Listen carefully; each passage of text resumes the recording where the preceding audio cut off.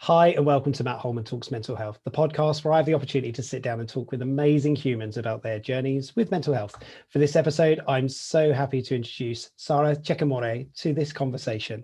Welcome, Sara. Lovely to see you. Welcome. Hi, Matt. Lovely to be here. Great to have this chat with you. Bit nervous, but excited. And let's see what this is all about. Let's see what it's all about indeed. As I will always do, just a very brief introduction how Sara and I know each other, and then I'll let you do the proper introduction because you know all about yourself. So I'll let you do that in a moment. But the introduction that I've got, we were on a training course together. Sara was one of the delegates on a mental health first aid training course that I was running back in November of 2020. And it just can't believe it's 6 months since that training. And it feels like it was only yesterday. We were just having a conversation about how quickly this year is flying by. But it was brilliant. And as always, the delegates on that course were just amazing. Sara stood out as, of course, somebody who was really passionate about the subject of mental health. So it made perfect sense when looking for guests to come onto the podcast that Sara was on my list as well. So welcome. I'll pass it over to you so you can do your introduction. Thank you. By the way, I do have the manual right next to me. So I love it. Brilliant. I thought I'll do a bit of advertisement. So it's always sitting next on my desk just in case I need it. Yep.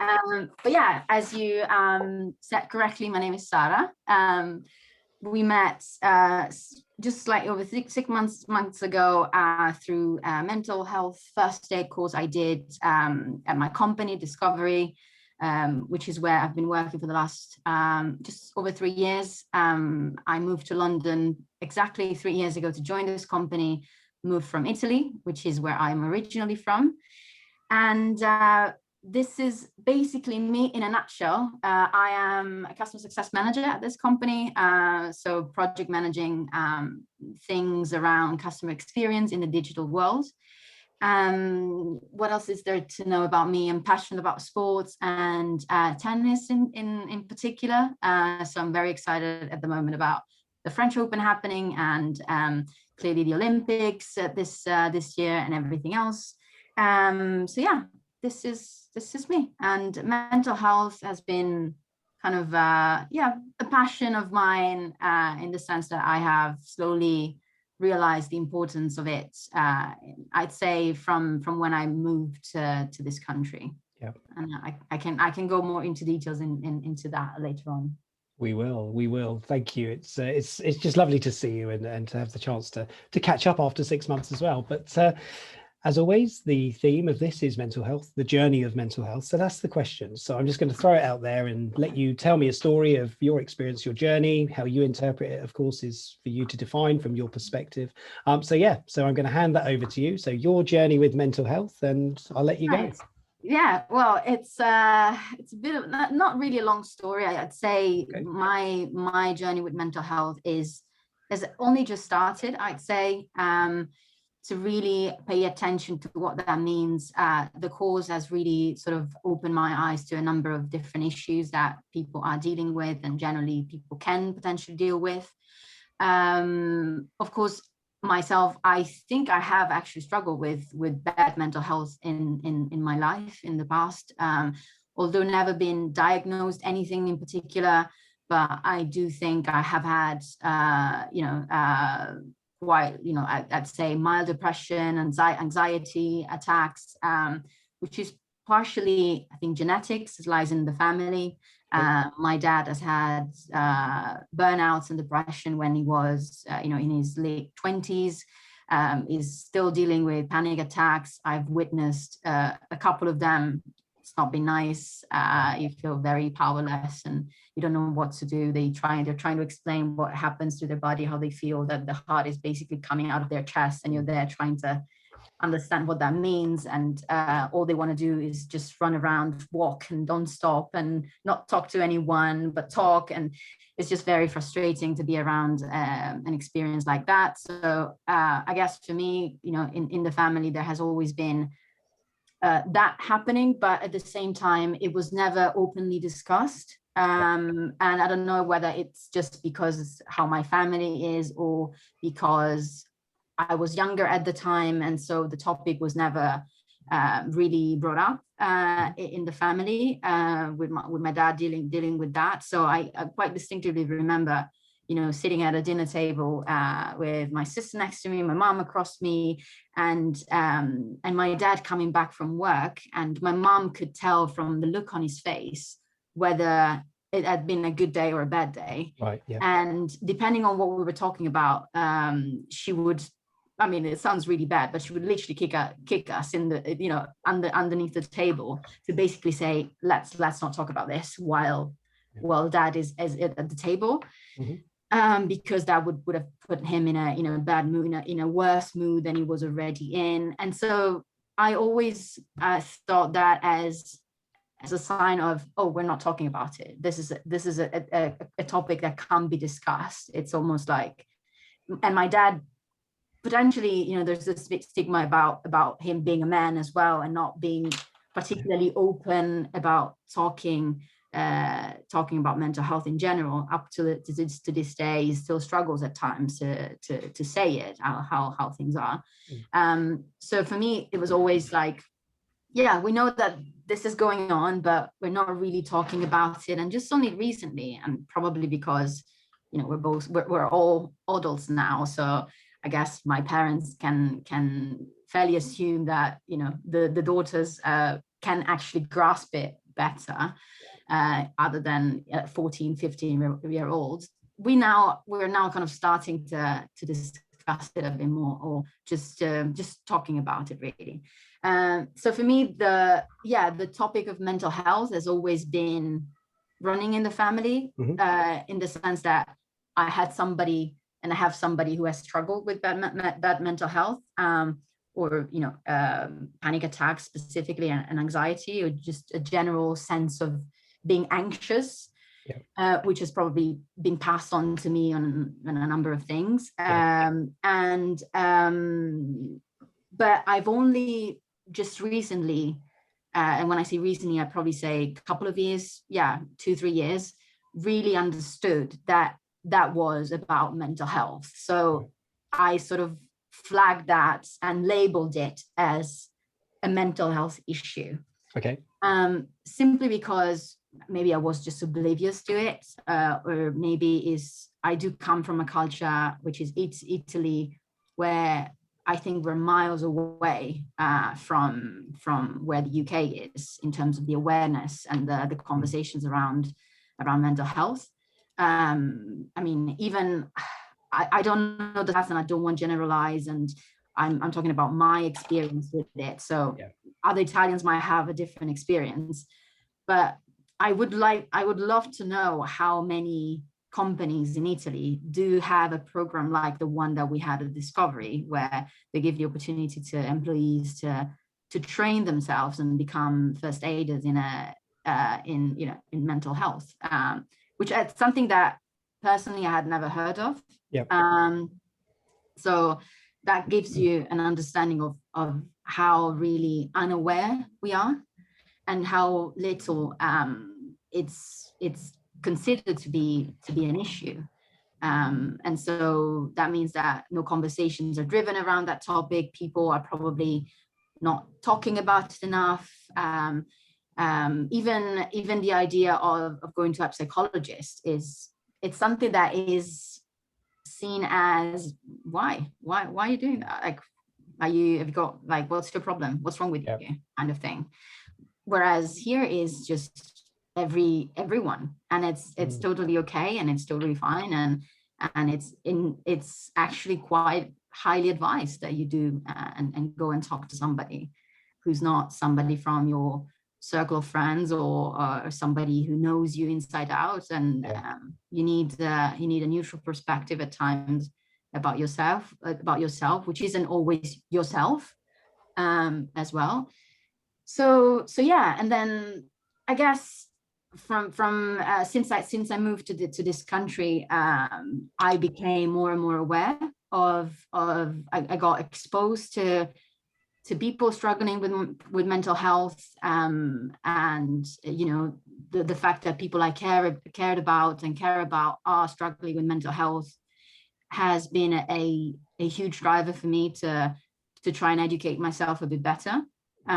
Firstly, to deal with my own issues, mental health issues, and be aware of what's happening with me.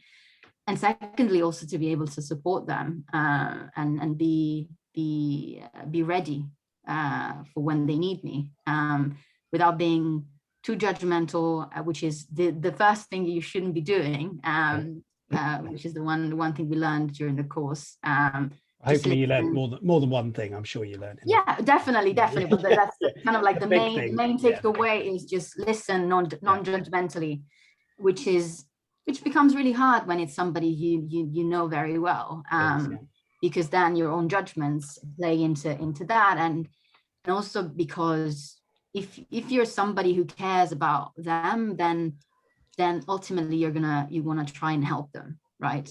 And you're going to try and fix the issue for them, which isn't what you should be doing, because you can't fix them. It's their own responsibility to do it, and they want it, and you can just be there and support them the best you can.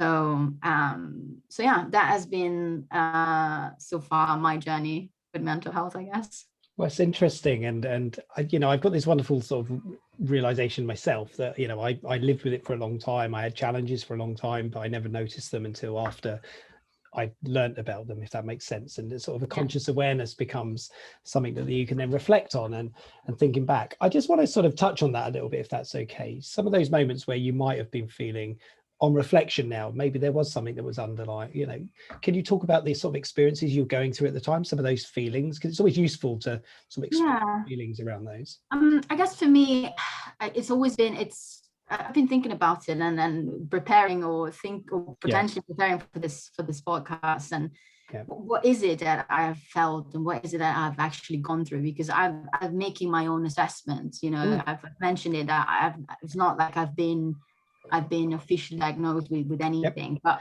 I think some of the symptoms and the way that I felt in the past might have been potentially, mild depression or some signs of it. And I guess what I was feeling is just low. I just wasn't feeling motivated. And by the way, this still happens today, especially this last year and a half has been, it's been absolutely a killer for many people. And I think it's going to take a lot of time for a lot of us to get back to what life was before, because we sort of like now got used to this feeling, kind of like where it's really hard to push yourself to do something and get out there again and be social and talk to people, because we're sort of like, we're used to talk to a screen instead, or hide behind a camera, or so what I was feeling is at times I felt withdrawn, like I just wasn't interested in being like other people and being involved in what people from my age were doing. So I would say I probably struggle with that between my 20s, 30s, I'd say. I've always been a quite sociable person, and I guess everyone who knows me would say the same. But at times I was just withdrawing a lot. I was just not wanting to be involved in any social activities or things like that. So and just generally not feeling like there was something that I liked or that motivated me to do well. Like, I guess for me, it's always been about finding a purpose. Like, I needed to have a very strong sense of purpose of why I needed to do the things I needed to do. And it's still nowadays the one thing that drives me, even at work. I need to know why we're doing something. Why am I here? Why am I doing this job? Why am I in this country? Why am I on this planet? It's kind of like, sounds very daunting, but it's really what I always kind of, at times when I'm in that mood where I get a bit very reflective and I overthink, this is where my mind goes. I think about why am I here? Who's Sara?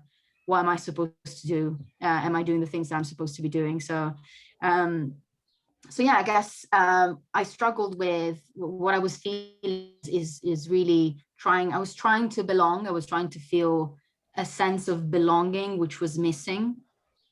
for me, because I felt that I was the only one going through whatever it was that I was going through, and which is another point, right? So as long as you don't talk to somebody about what it is that you feel, you really don't know and can't know that there are plenty of other people that are going exactly through the same things. Yeah. Like you're no different than anyone else.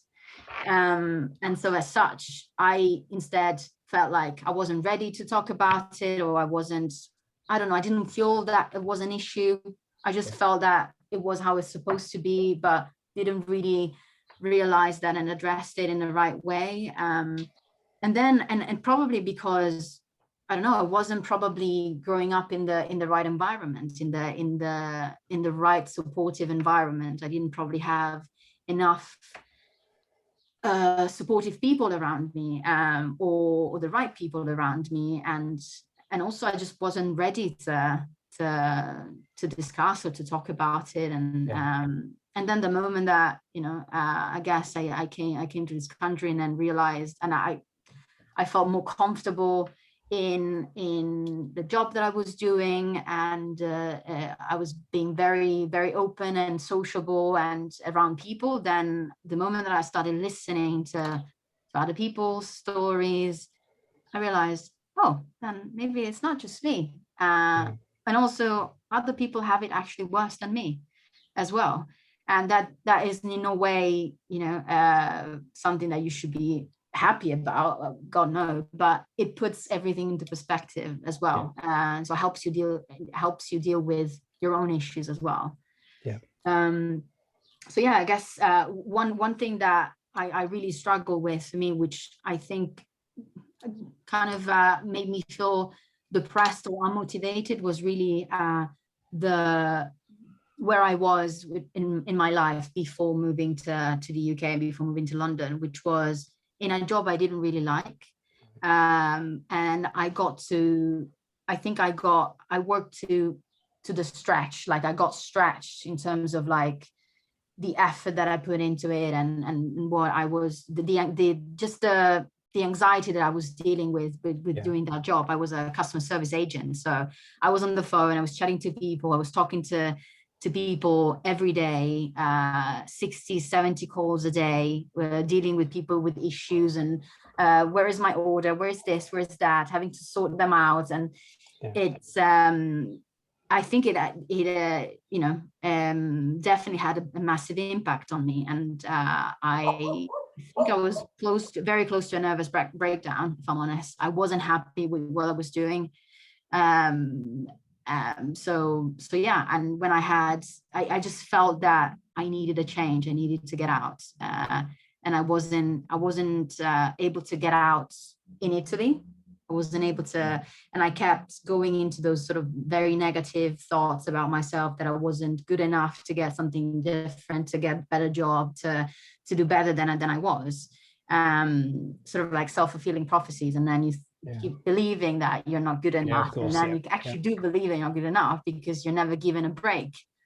And so when the opportunity came along of joining Discovery, with a job that screamed my name, if I'm honest, it happened, and that's where I felt I could just sort of let go of everything that had been up until then, and just start fresh, start over, and become a different person, or a better person, I should say. And I want to hone in on that part, if that's okay, because I'm sort of sensing it was a positive thing. Definitely, it's sound, from the way you talk about it, I feel that. Was there anxiety coming here? Because it's a big move coming from growing up in a country, living in a country, to then upping and moving all of everything. Was there anxiety? Yeah. Astonishingly, no. Okay. Interesting. I'm not sure where my anxiety comes from. I think my anxiety comes from a lot of overthinking of worst case scenarios, or things that might not even happen. Like my go-to thought would always be, my first thing would be that the worst thing will happen. But for some weird reason, I felt very comfortable in taking that making that choice, because, well, up until then, I had already lived abroad. I had spent, since I was a young girl, time in Germany, learning German, living with a host family there for like a whole year when I was 16. So I had experience already being away from family, being away from my home country. I had already experienced a completely different culture from the Italian one. So I had already, and that I'm also pretty sure that has had a very huge impact on me as a person, Sure. in shaping me as the person I am when you're 17 and you're sort of shipped away from your family for a whole year without having to see them for 12 months in a foreign language and everything. So up until that point, I had already been around people from different countries and lived abroad, but I think I had just reached a dead end. I just had reached a point where I'm like, I need to do something about this. I just can't keep going like that. Otherwise, I don't know where I'm gonna go. Like, I don't know.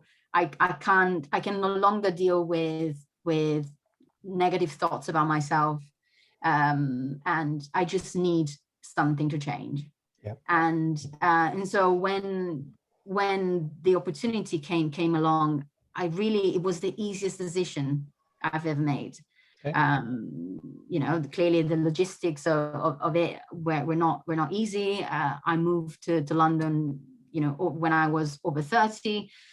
So not something that you just like pack your bags and go in your 20, 23 and you're just careless, and lots of things could have gone wrong, but I felt safe in taking that decision and thinking I can always come back.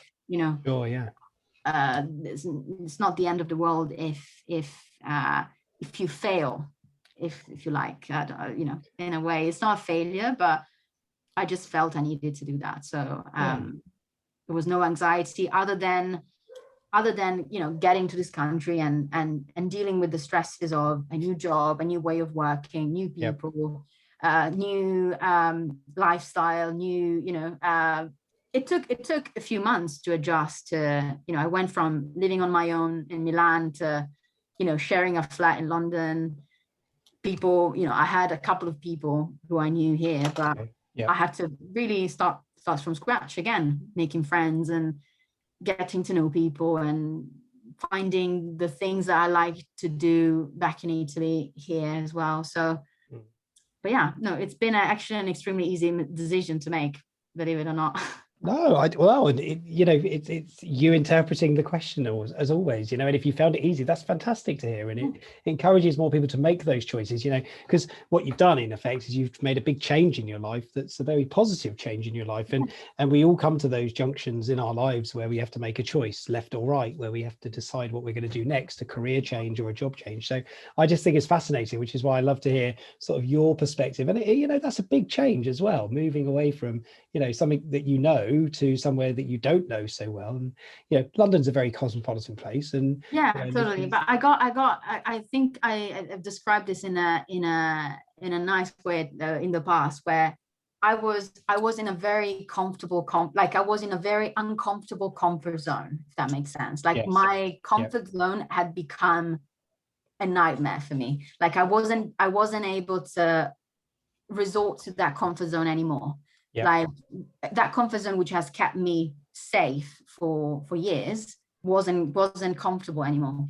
And that was for me like an alarm bell that clearly I needed to do something about it. Yeah, it's fascinating. I really enjoy the thoughts and what you're sharing. I think it's really insightful. So thank you for sharing those. Just going to touch, because we've got a few more minutes left, just one more question really, and then we'll do a sort of wrap up piece. But the last year, of course, has been a bit of a challenge for some of us for many reasons, of course, the biggest reason being a pandemic. How has it been for you? How have you found the last year, and how have you taken care of yourself over this last year? It's been challenging, but I think I've handled it fairly well. I've also been extremely lucky, I must say, that my circumstances have allowed me to take care of myself in a good way, and I didn't really have a lot of like challenging circumstances on top of the pandemic. Meaning, I was lucky enough to be able to keep my job and keep working. which many people have not been lucky to do, you know. Yeah. So that keeps you going, that keeps you keeps you having purpose, you know, to go back to what we were talking about. And that is a big part of your life, even if you're not somebody who's particularly career driven, but having a job really gives you purpose. Yes. And at times I bet even if it's a job that you don't like, you know, especially in those difficult situations. I was really lucky that I was able to actually spend a lot of time with my family, because I was able to travel back to Italy. So, you know, in 18 months, I'd say, you know, good 5 months I've spent with them, which I come from a city on the seaside. So I was there in the summer, enjoying the beach and the good weather. I have a 1-year-old nephew who I actually managed to see for almost half of his first life, like year of life, sorry. Yep. Which wouldn't have been the case if the pandemic didn't happen. Yeah. So for me, that has been, you know, a massive silver lining. And I've always been somebody was used to be away from family, but really this has made me put things into a perspective, and the fact I'll be forever grateful to COVID, I'd say, for allowing me to spend this much time with them. It had its own challenges, for sure, because, you know, when you're used to live by yourself, and haven't lived with your parents in a while, it is complicated. An adjustment, I think. Well, it's an understatement, so you call it an adjustment. They're just on you all the time, 24/7. What are you doing? Why do you want to do this? Do you want to do that? Like constantly on you, because you're never around. So they want to take in every single moment of you, because you know that you're going to leave again. But so I've been extremely lucky, and so lucky as well that, you know, I really have a great support system of people I can just call anytime, and they would pick up the phone any time of the day, and I can just chat and talk, and so that is, you know, I share with one of my best friends and closest friends, so that has really tightened the bond between the two of us, and it's been a really, you know, I shouldn't be complaining about anything. So it's been tough, being taken away the freedom of just catch a plane and go anywhere and escape, or do the things that you like, being outdoor, you know, for me, playing tennis or whatever that is. But I've been really, really, really blessed, I must say.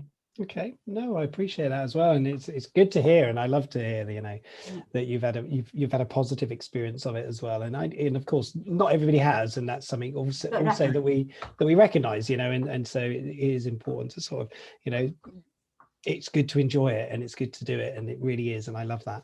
But yeah, there are still people who are, I guess, struggling through that, and you've explained that exactly point, you know, with those points of you've been able to keep your job, and you've been working throughout, and you have purpose with that, which is great.